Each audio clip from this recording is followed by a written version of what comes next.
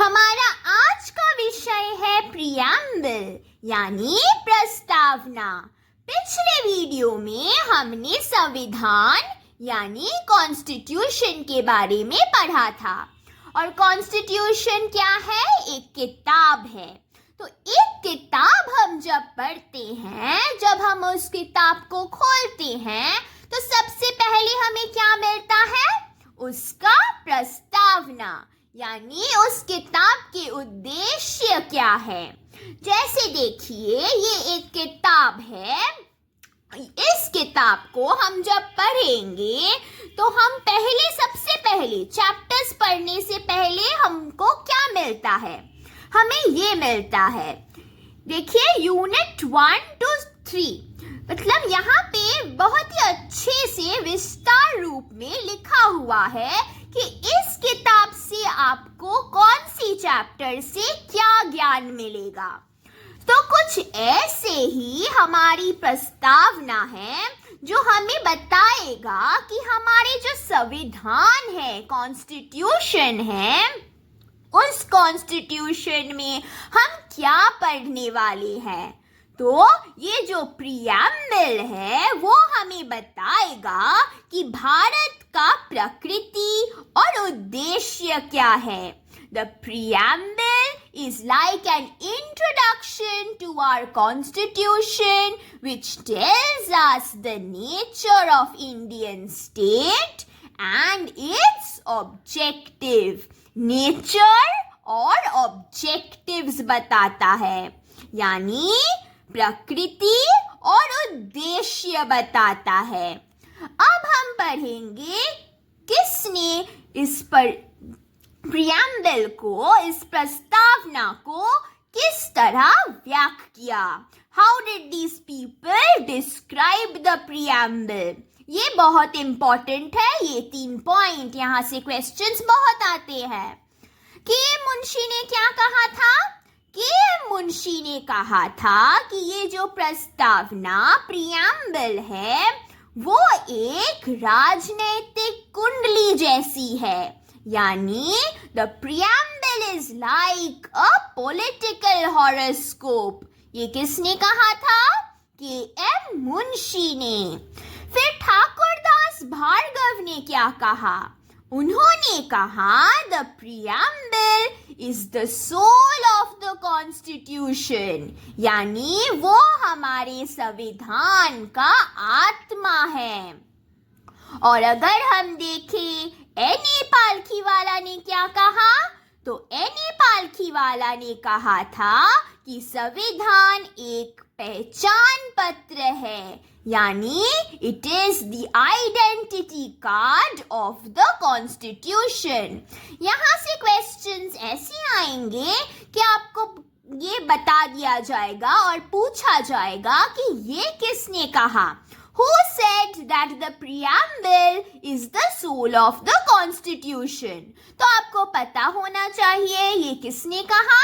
ठाकुरदास भार्गव ने। ये 3 पॉइंट काफी है। अब हमें पता है हमारी फर्स्ट लेक्चर से कि जो संविधान है, constitution, it was adopted on 26 November 1949 and enacted on 26 January 1950, यानी नवंबर 26 को ये जो संविधान है उसे अपनाया गया था और 26 जनवरी को क्या हुआ था? उसे प्रभाव में लाया गया था। तो हमने अपनी पिछले वीडियो में आपसे कहा था कि हम आपको बताएंगे कि ऐसा क्यों हुआ, जिस दिन अपनाया गया उस दिन से प्रभाव में क्यों नहीं लाया गया। तो अभी हम वही पढ़ने वाले हैं। अब वो पढ़ने से पहले, वो बताने से पहले आपको एक चीज बता दूं, ये जो प्रियम्बल है, प्रस्तावना है, अगर आप उसे देखें तो वहां पे एक तारीख लिखी हुई है, एक डेट लिखा हुआ है। और वो कौन सी तारीख है?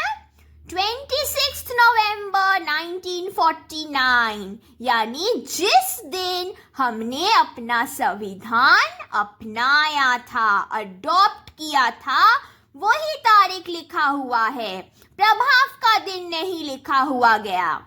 तो अगर हम किसी चीज को प्रभाव में लाए तो उस दिन का डेट लिखना चाहिए था, पर उस दिन का डेट नहीं लिखा गया।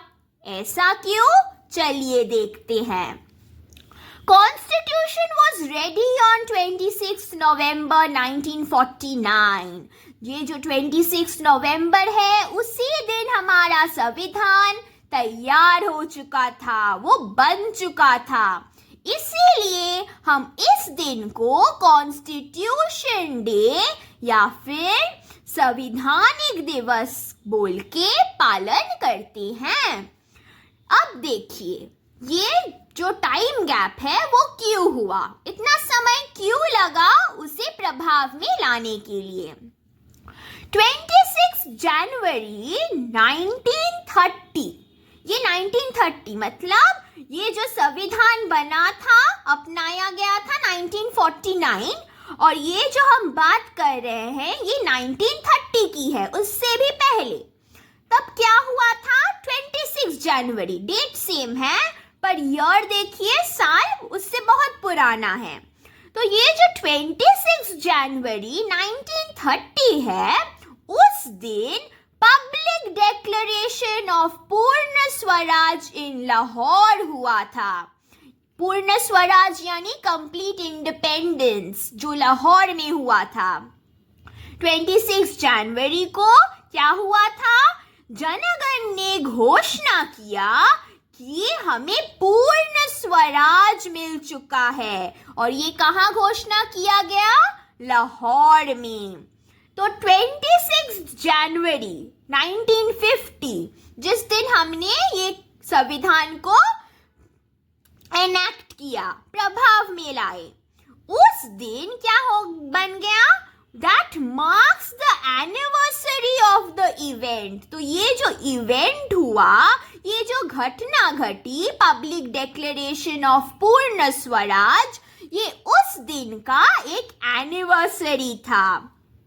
तो इसी कारण, इस आयोजन के कारण क्या हुआ? ये मतलब एक साल ग्रह बन गया।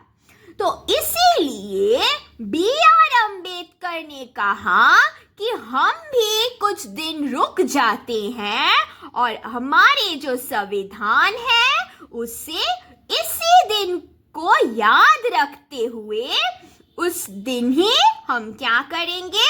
अपने संविधान का आरंभ करेंगे।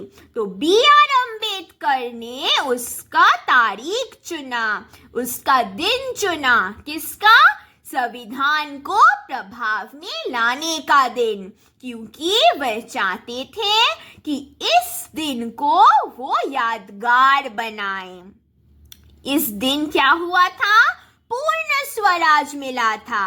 तो पूर्ण स्वराज के सालगिरह पर B.R. अम्बेडकर चाहते थे कि वो संविधान भी उसी दिन में प्रभाव में लाएं।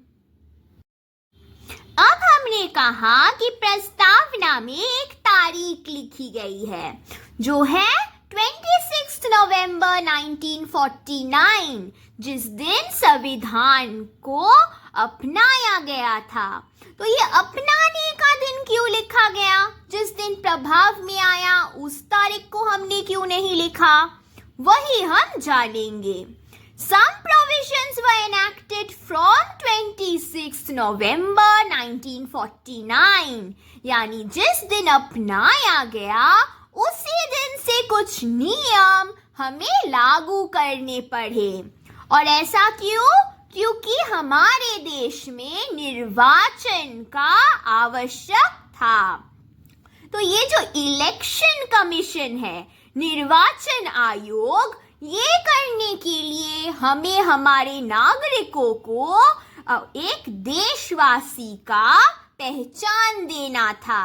तो to provide citizenship to the people यानी हमारे देशवासियों को ये नागरिकता देने के लिए नवंबर में ही हमें कुछ नियम लागू करने पड़े।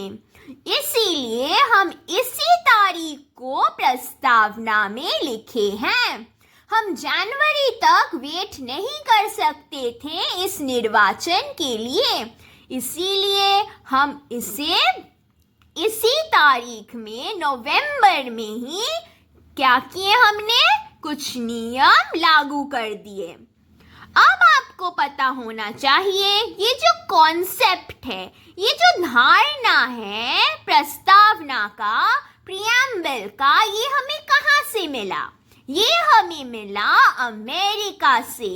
और जो भाषा है, लैंग्वेज है प्रियम्बल का, प्रस्तावना का, वो हमें मिला ऑस्ट्रेलिया से। तो यहाँ से आपको पूछेंगे कि भाषा कहाँ से ली गई? ऑस्ट्रेलिया से। और कॉन्सेप्ट, धारणा कहाँ से लिया गया? वो है अमेरिका। जब आप प्रियम्बल को देखेंगे वो कुछ ऐसे शब्दों से शुरू होता है। We the people of India, यानी हम भारत के नागरिक। देखिए कैसे शुरू होता है, वी से। पहला शब्द ही है वी, तो एक यूनिटी डिनोट करता है, एक एकता का अर्थ प्रकट करता है। तो ये जो कॉन्स्टिट्यूशन है, संविधान है, ये हम सब के लिए है। ये प्रस्तावना में क्या इम्पोर्टेंट है? 9 शब्द है जो बहुत इम्पोर्टेंट है। और ये 9 शब्द क्या बताते हैं? The nature of Indian state and objectives, हमारे देश भारत का प्रकृति और उद्देश्य ये प्रियम्बल, ये प्रस्तावना हमें बताती है। नेचर में, प्रकृति में 5 ऐसे पॉइंट हैं जो हमारे देश में होने चाहिए। और वो 5 क्या है? हमारे देश कैसा होना चाहिए? Our country should be sovereign, socialist, secular, democratic and republic. भारतीय राज्य कैसा होना चाहिए? उसका प्रकृति, इट शुड बी संप्रभु, समाजवादी, धर्मनिरपेक्ष, लोकतांत्रिक, फिर गणतंत्र राष्ट्र। ये 5 पॉइंट कहता है प्रकृति के बारे में, यानी हमारा नेचर कैसा होना चाहिए। आपको ये ऑर्डर याद रखना होगा जिस ऑर्डर में हमारे ये प्रस्तावना में ये सारे पॉइंट आए हैं। क्वेश्चंस ऐसे आते हैं कि आपको यहाँ से 4 शब्द दे दिए जाएंगे और कहा जाएगा कि किसके बाद क्या आता है, उसे सजाओ। तो आपको पता होना चाहिए कि सॉवरेन के बाद आता है सोशलिस्ट, फिर सेक्युलर, फिर डेमोक्रेटिक, फिर रिपब्लिक।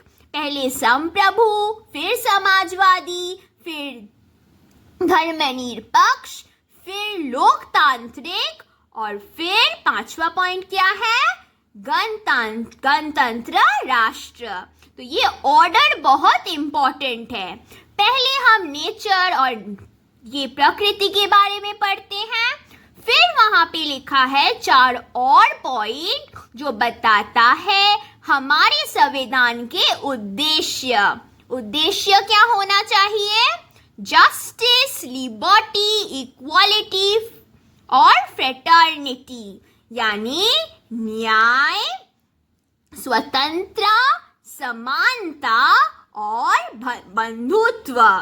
ये भी आपको ऑर्डर याद रखने होंगे। ये सारे हमारे उद्देश्य है। यहाँ से प्रश्न कैसे आएंगे? एक तो हमने बता दिया कि 4 वर्ड आएंगे, आपको उसे सजाना होगा कि किसके बाद क्या आता है। फिर ऐसे भी प्रश्न आ सकते हैं कि इन सब के मतलब बताओ। What do you mean by secular? What do you mean by democratic? हम सब एक एक पॉइंट अलग से पढ़ने वाले हैं, तो ऐसे प्रश्न भी आ सकते हैं। और ऐसा भी हो सकता है कि प्रश्न ऐसे आए कि आपको आपको 3 शब्द दिए जाएंगे और या फिर आपको ऑप्शंस में 4 शब्द दिए जाएंगे और पूछा जाएगा कि इनमें से बताइए कौन से शब्द उपयोग हुआ है हमारे प्रीएम्बल में। यानी 3 types of questions can come. तीनों क्वेश्चंस कैसे हो सकते हैं? One is you have to arrange in sequence. Second type of question कैसा है? They will give you in the options a few types and few natures and objectives, and you have to identify which one of them is a part of the preamble. और तीसरा type क्या है?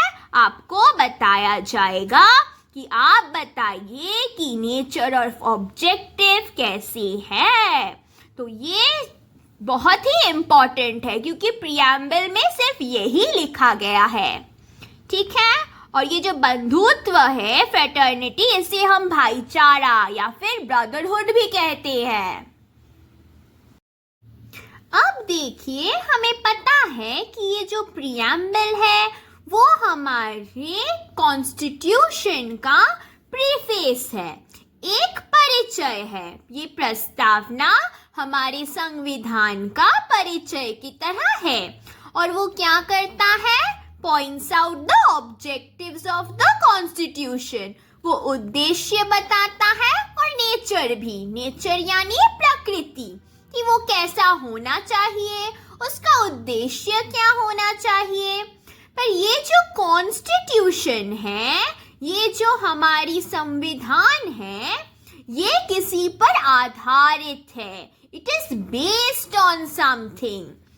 तो ये किस पर based है? Based on Jawaharlal Nehru's objective resolution जो हुआ था 1947 में। तो नेहरू ने क्या किया था? एक उद्देश्य प्रस्ताव रखा था, objective resolution.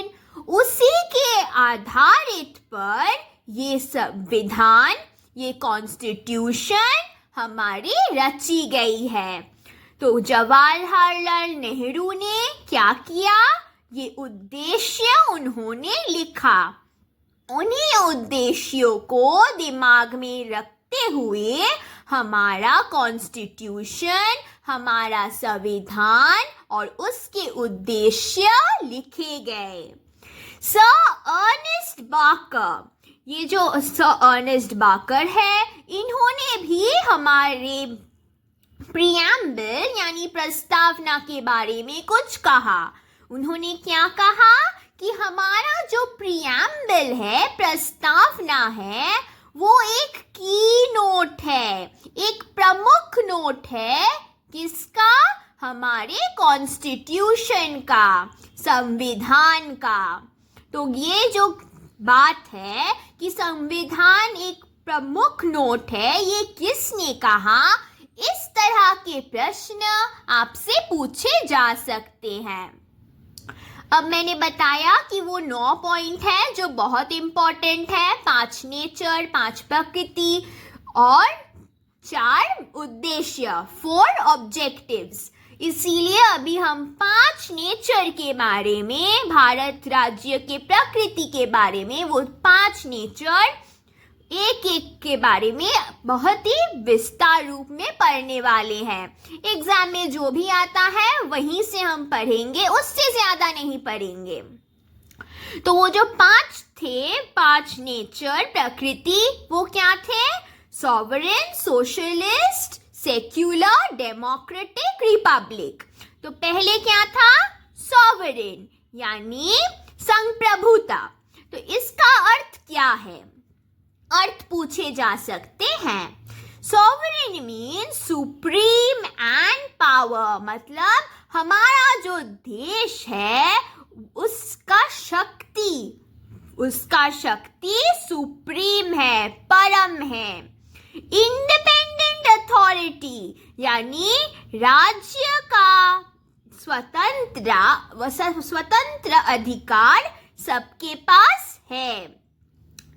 No control of external power, बाहर का कोई देश हमें नहीं बता सकता कि हमें क्या करना चाहिए।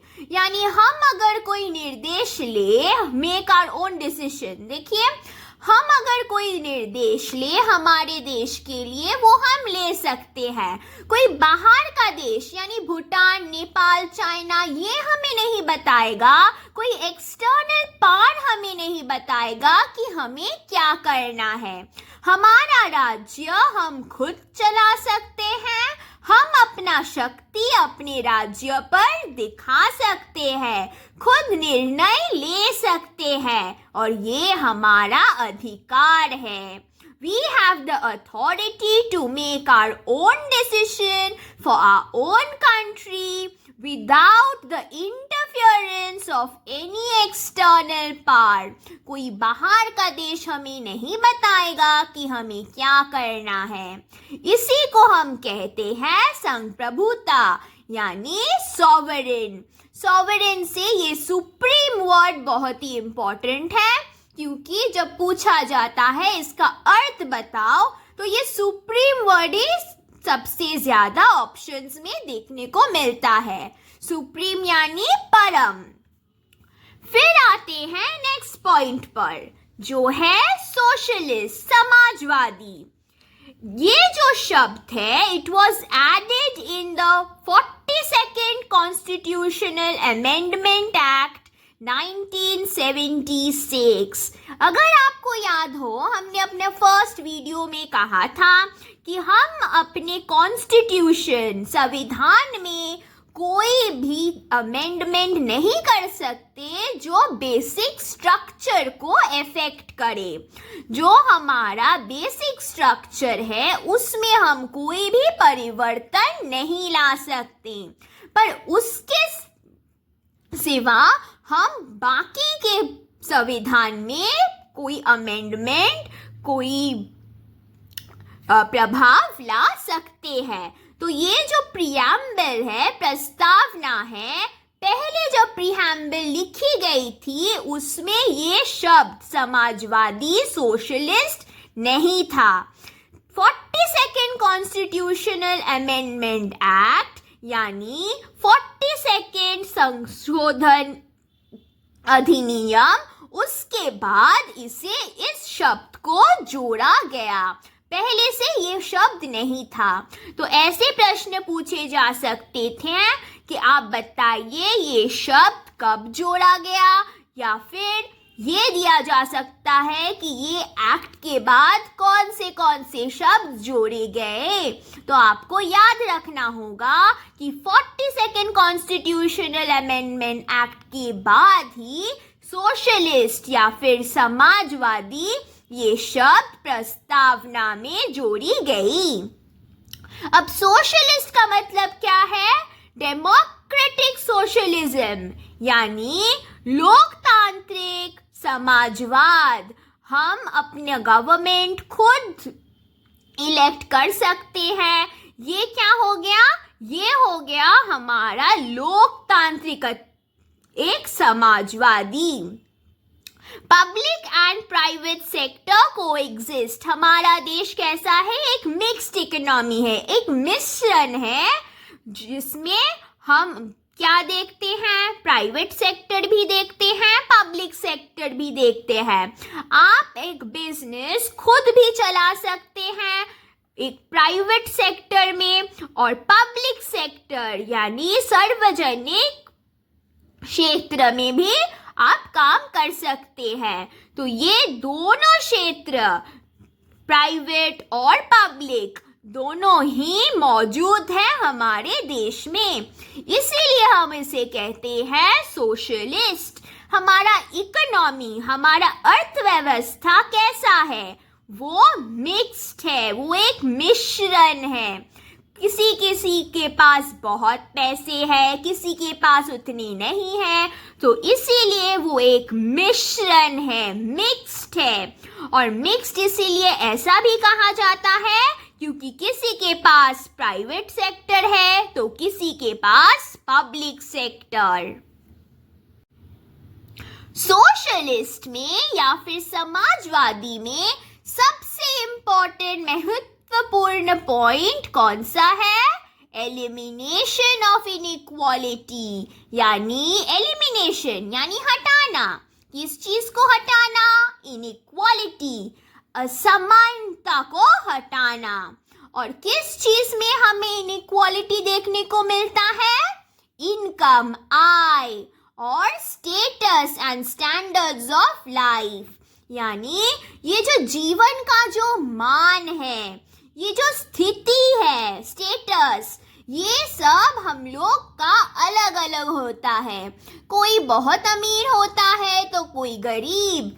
तो हमारा प्रीएम्बल, प्रस्तावना यही कहता है कि हमारा जो दौलत है, वेल्थ है, इनकम है, आय है, ये हमें सही से, इक्वली, समान तरीके से उसका बंटवारा करना चाहिए। नहीं तो क्या होगा? जो अमीर है वो तो और अमीर बन जाएंगे, और जिसके पास खाने को कुछ नहीं है उसे तो कभी खाना मिलेगा ही नहीं। तो इसीलिए हमारे देश को सोशलिस्ट यानी समाजवादी होना होगा। ये एक प्रकृति है, नेचर है, जो कहा गया है प्रस्तावना में, प्रीएम्बल में। और इसके बारे में हमें कहाँ से पता चलता है? DS नकारा वर्सेस यूनियन ऑफ इंडिया, ये एक मामला है, एक केस है जो हुआ था। उसके बाद ही ये जो सोशलिस्ट है, ये जो समाजवादी है, ये पॉइंट इसे प्रीएम्बल में जोड़ा गया था। ये जो एक केस हुआ था, एक मामले के बाद ही ये वर्ड ज्वाइन हुआ था। मैंने कहा ना, ये वर्ड जब प्रीएम्बल पहली बार बनी थी, ये समाजवादी, ये शब्द जोड़ा नहीं गया था। ये मामला हुआ, उसके बाद ही समाजवादी ये पॉइंट जोड़ी गई। तो आपको ये मामले का नाम याद रखना होगा, DS नकारा वर्सेस यूनियन ऑफ इंडिया, यानी भारत संघ।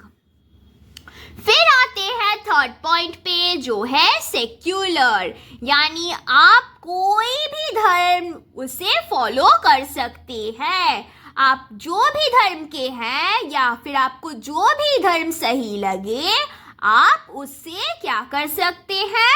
आप उस धर्म को अपने तरीके से निभा सकते हैं। मतलब सब धर्म एक हैं, किसी भी धर्म को हम कोई उच्चता नहीं दे सकते। तो ये शब्द भी added in the 42nd amendment act 1976। ये जो 42nd अमेंडमेंट एक्ट हुआ था, अधिनियम हुआ था, तभी ये शब्द ये कॉन्स्टिट्यूशन में, प्रीएम्बल में जोड़ा गया। ऑल रिलीजन्स आर इक्वल, जो हमने कहा सभी धर्म क्या है? समान है। Basic structure of the constitution, तो ये जो शब्द है सेक्युलर, ये बन गया एक basic structure of the constitution. और हमने क्या कहा? जो बेसिक स्ट्रक्चर है, जो मूल रचना है, उसको आप क्या नहीं कर सकते?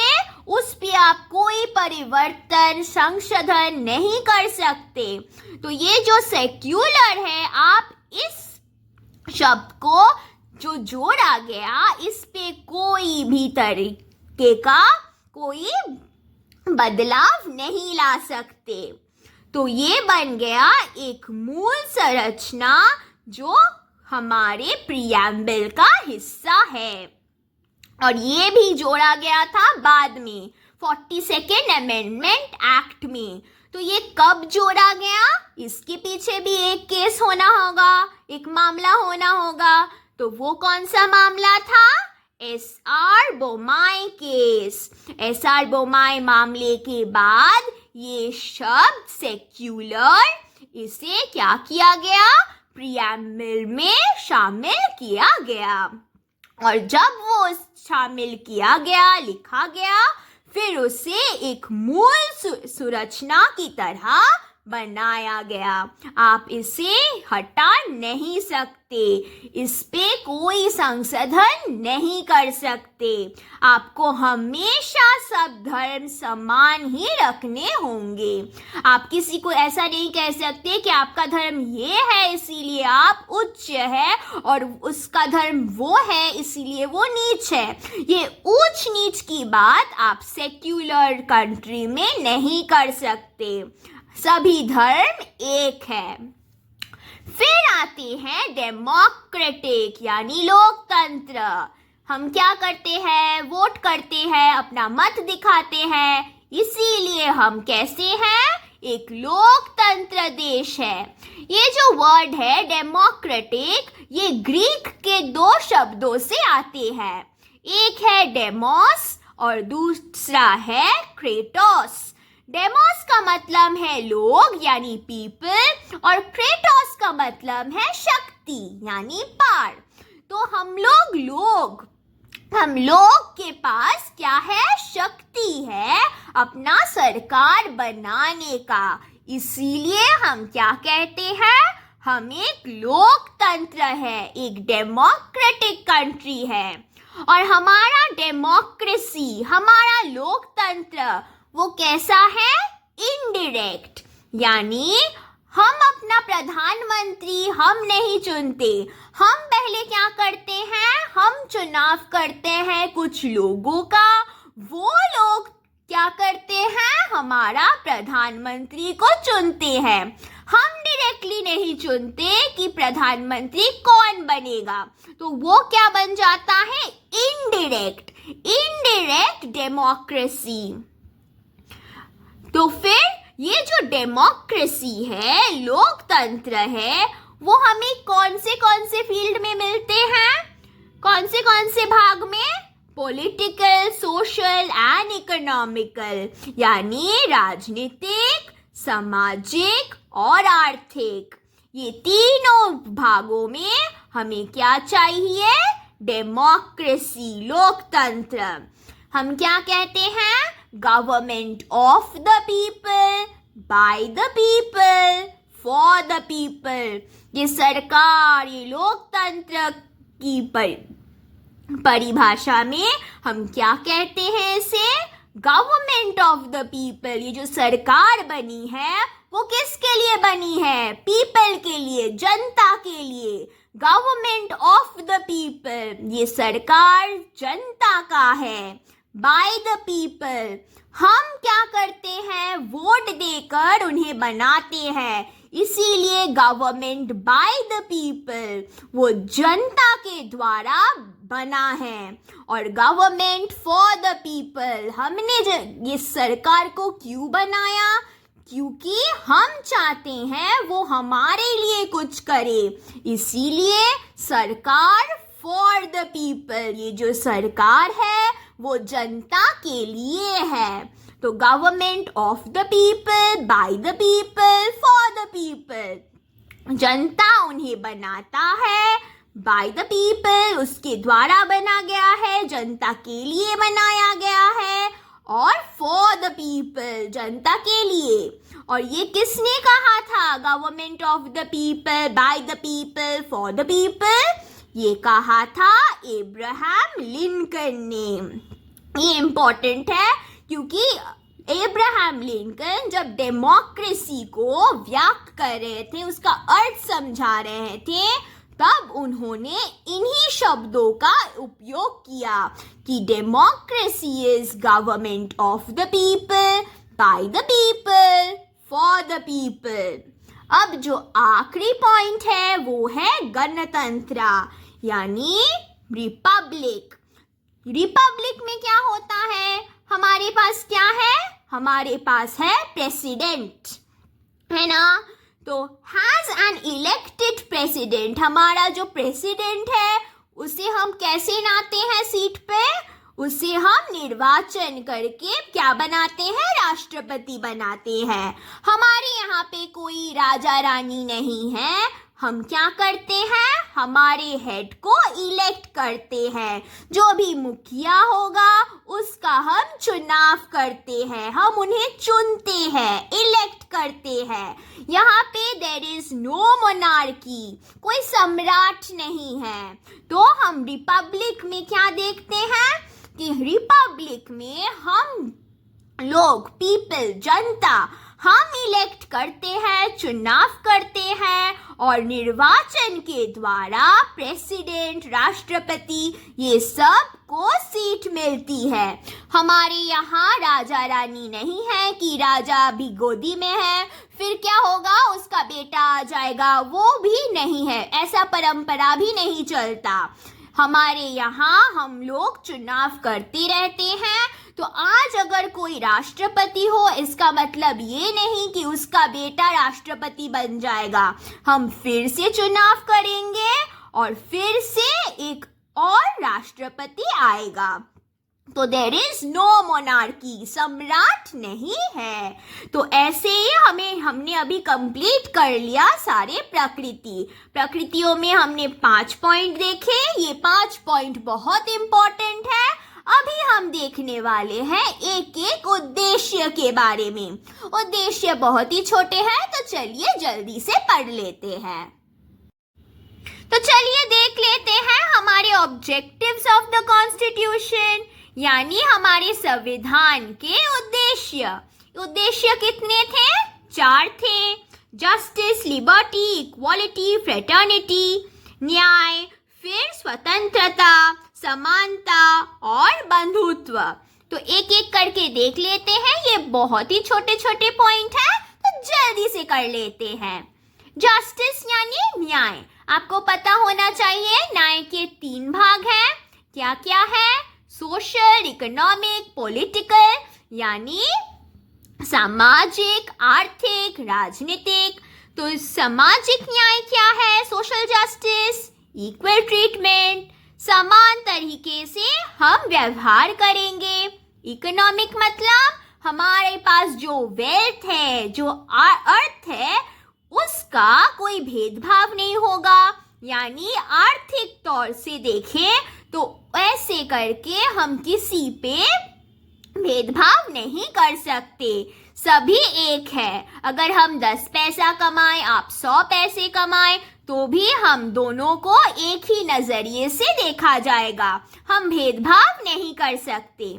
पॉलिटिकल, राजनीतिक, यानी इक्वल पॉलिटिकल राइट्स।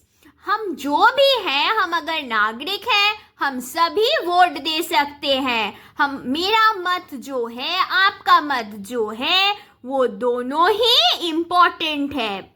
हम ऐसा नहीं कह सकते कि आप हमसे ज्यादा पैसा कमाते हैं, इसीलिए आपका जो राजनीतिक मत है वो ज्यादा इम्पोर्टेंट बन गया। ऐसा नहीं कर सकते हैं ना। इसीलिए वो जो राजनीतिक अधिकार है वो समान है। फिर आते हैं नेक्स्ट पॉइंट पे, जो कि है लिबर्टी, यानी स्वतंत्रता। नॉट एब्सोल्यूट लिबर्टी, यानी पूर्ण स्वतंत्रता नहीं कि आप जो चाहे करते जाइए, कोई कुछ नहीं कहेगा। ऐसा तो नहीं हो सकता ना एक देश में। तो इसीलिए नॉट एब्सोल्यूट लिबर्टी, पर आपको स्वतंत्रता थोड़ी मिलेगी। अपॉर्चुनिटी फॉर डेवलपमेंट, अगर आप जो कर रहे हैं वो विकास की ओर बढ़े, देश के अच्छाई के लिए बढ़े, तो हम उसे मानते हैं। और ये जो स्वतंत्रता है, आप किस किस चीजों में लागू कर सकते हैं? Your thoughts, expression, faith, belief, worship. आपके विचार, उक्ति, आस्था, धारणा और आराधना के फील्ड में। फिर आते हैं इक्वालिटी। इक्वालिटी मतलब समानता। एब्सेंस ऑफ प्रिविलेज, यानी कोई विशेष अधिकार आप किसी को नहीं दे सकते। अगर हमको एक फिल्म देखना है, एक मूवी देखना है, तो हम भी फर्स्ट सीट में बैठ सकते हैं और कम पैसों में देख सकते हैं। और हम अगर चाहें तो ज्यादा पैसा देके हम अच्छे सीट में भी बैठ सकते हैं, बालकनी में बैठ सकते हैं। और अब जो हम कर सकते हैं वो आप भी कर सकते हैं। हम ऐसा नहीं कह सकते कि आप वो ऐसा कर सकते हैं और हम नहीं। तो ये जो प्रिविलेज है वो हम किसी को नहीं दे सकते। तो अगर हम कहें यहाँ पे कोई डिस्क्रिमिनेशन नहीं चलेगा, कोई भेदभाव नहीं चलेगा, यहाँ पे अपॉर्चुनिटी फॉर ऑल, सभी के विकास के बारे में सोच के ही हमें काम करना होगा। समान तरीके से हमें देश को आगे ले जाना होगा। और आखिरी पॉइंट क्या है? फ्रेटर्निटी यानी बंधुत्व। हमारे देश में कैसा होना चाहिए हमारा society? With a sense of brotherhood, एक भाईचारा का भावना हमारे मन में रहना चाहिए। तो ऐसे ही हमने खत्म कर लिया सारे उद्देश्य। अब हम पढ़ने वाले हैं कुछ पॉइंट्स जो इस चैप्टर से इम्पोर्टेंट है, और फिर हमारा चैप्टर भी देखिए कितना जल्दी खत्म हो जाएगा। तो जल्दी से पढ़ लेते हैं। अब मात्र 3 पॉइंट बाकी है। ये पॉइंट आप देख लीजिए, ये हमने पहले से ही पढ़ रखा है, पर फिर भी हम रिवाइज करने के लिए फिर से इसे दोहराएंगे क्योंकि ये इम्पोर्टेंट है। हमारा कॉन्स्टिट्यूशन कब एनेक्ट किया गया, कब इसे प्रभाव में लाया गया? 1950। ठीक है। यहाँ पे जो प्रियम्बल है, जो प्रस्तावना है, वो जब पहली बार रची गई थी तब उसमें 6 शब्द थे, 6 वर्ड्स, जो हमारी देश भारत का नेचर एंड ऑब्जेक्टिव्स यानी प्रकृति और उद्देश्य बताता था। तो जब 1950 में ये कॉन्स्टिट्यूशन प्रभाव में आया, जब संविधान पहली बार प्रभाव में आया, तब प्रियम्बल में 6 शब्द थे। पर उसके बाद क्या हुआ? 42nd कॉन्स्टिट्यूशनल अमेंडमेंट एक्ट 1976 हुआ। उसके बाद 3 और शब्द जोड़ दिए गए। यहाँ से क्वेश्चन आता है कि आपको बताना होगा कि कौन से शब्द जोड़े गए। एक है सॉवरेन, दूसरा है सोशलिस्ट और फिर है इंटेग्रिटी। यानी 6 शब्द पहले थे, अब बन गए 9 शब्द। वो 3 शब्द कौन थे जो फिर से जोड़ा गया? वो है सॉवरेन, सोशलिस्ट, इंटेग्रिटी। और ये 3 शब्द आपको याद रखने होंगे। और ये कब जोड़ा गया ये याद रखना होगा कि 42nd कॉन्स्टिट्यूशनल अमेंडमेंट एक्ट के बाद ये जोड़ा गया। अब आते हैं नेक्स्ट पॉइंट पे। 42nd कॉन्स्टिट्यूशनल अमेंडमेंट एक्ट को हम मिनी कॉन्स्टिट्यूशन भी कहते हैं। ये जब ये एक्ट हुआ, ये जो अधिनियम हुआ, ये कब हुआ था? 1976 में। और इससे हम क्या कहते हैं? इसे हम कहते हैं लघु संविधान। और ये किसके समय में हुआ? इंदिरा गांधी के समय में हुआ था। तब कौन था? आईएनसी यानी इंडियन नेशनल कांग्रेस, वो थे। पर इसे मिनी कॉन्स्टिट्यूशन क्यों कहा जाता है ये भी हम कह देते हैं। इससे क्वेश्चन नहीं आते, पर फिर भी आप जान लीजिए। हमारे जो जब ये हुआ था, ये जो अधिनियम आया था, लागू हुआ था इंदिरा गांधी के समय, तब हमारे देश भारत में एक इमरजेंसी डिक्लेरेशन हुआ था। तो उस इमरजेंसी के समय में क्या हुआ था? इसे लागू किया गया था। इसीलिए इसे कहा जाता है मिनी कॉन्स्टिट्यूशन। क्योंकि आपको याद है, हमने कहा कि जो हमारा बेसिक स्ट्रक्चर है कॉन्स्टिट्यूशन का, हमारे संविधान का जो मूल तत्व है, आप उसमें कोई भी तरह का परिवर्तन, संशोधन नहीं कर सकते। पर जब ये आया 22nd कॉन्स्टिट्यूशनल अमेंडमेंट एक्ट, तब क्या हुआ? वो बेसिक स्ट्रक्चर में चेंजेस लाने पड़े। वो किसने लाया? इंदिरा गांधी ने लाया, INC ने लाया, इंडियन नेशनल कांग्रेस ने लाया। तो जब कुछ कहा गया हो कि आप बदलाव नहीं ला सकते, और इस एक्ट के इस मामले के द्वारा हमने क्या किया? एक बदलाव लाया। इसीलिए इसका इम्पोर्टेंस बहुत ही बड़ा है और इसलिए हम इसे कहते हैं मिनी कॉन्स्टिट्यूशन यानी लघु संविधान। अब ये preamble is a part of a constitution और नॉट, इसके बारे में आपको जानना होगा। ये कॉन्स्टिट्यूशन यानी संविधान का हिस्सा है या नहीं, इसके बारे में आपको जानना है। पहले जब हुआ एक केस हुआ, एक मामला जिसका नाम था बेरुबरी यूनियन केस, बेरुबरी संघ मामला, जो 1960 में हुआ था। और इस केस में, इस मामले में कहा गया कि नहीं, ये प्रस्तावना हमारे संविधान का हिस्सा नहीं है।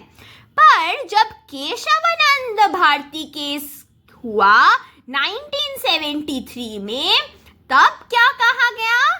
तब कहा गया कि नहीं, प्रस्तावना हमारे संविधान का हिस्सा है। तो यहाँ आपको पता होना चाहिए कि कौन से मामले ने कहा कि प्रस्तावना हिस्सा नहीं है। वो था बेरुबरी यूनियन केस, और वो कब हुआ? 1960। और कौन से केस ने कहा कि प्रीएम्बल हिस्सा है? केशवानंद भारती केस, जो हुआ 1973 में।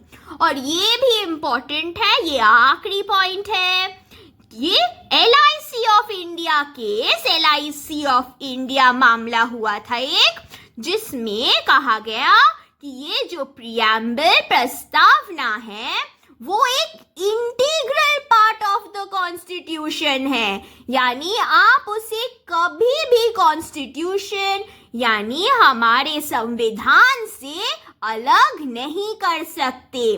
वो एक अभिन्न अंग है और ये हुआ था 1995 में। तो ये 3 केसेस बहुत इम्पोर्टेंट है, आपको केस के नाम याद रखने हैं, कब हुआ था याद रखना है, और उस केस में क्या कहा गया था ये याद रखना है। आपको क्वेश्चंस यहीं से आएंगे कि कौन से केस में बताइए कहा गया था कि प्रस्तावना हमारे संविधान का हिस्सा नहीं है, तो आपको कहना पड़ेगा बेरुबरी यूनियन। अगर पूछा जाए कौन से केस ने कहा कि वो हिस्सा था, तो केशवानंद भारती केस। और कौन से केस ने कहा कि वो एक हमारे संविधान का अंग है?